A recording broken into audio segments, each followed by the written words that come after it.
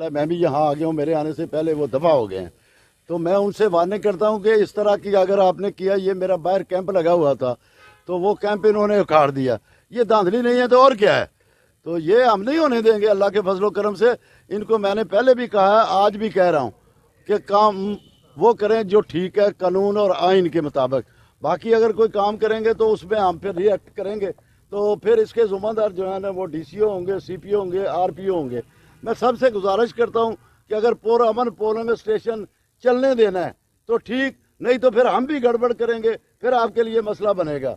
तो ये डीसीओ साहब यहाँ आके कुछ हदायतें दे के गए हैं, मैं इसकी परजोर मज़ामत करता हूँ और गवर्नमेंट से कहता हूँ कि इन लोगों को बाज करो, वरना हालात ख़राब हो जाएंगे। यहाँ लोग मरेंगे अगर ऐसा ही हुआ जैसे मेरा बाहर कैंप था, इन्होंने अखेड़ के और फेंक दिया है।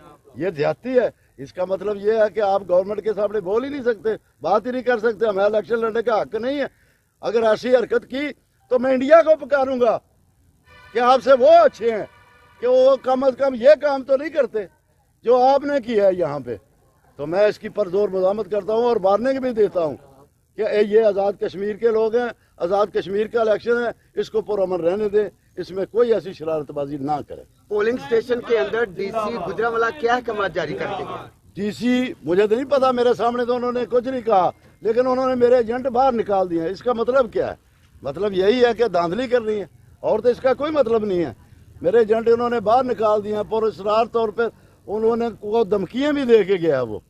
तो इसकी मैं मज़ामत करता हूँ और मैं कहता हूँ कि आप बाद आ जाएं। ये लोग बड़े सताए हुए हैं, इलेक्शन पुरअमन होने दें, जो जीतेगा वो ठीक है।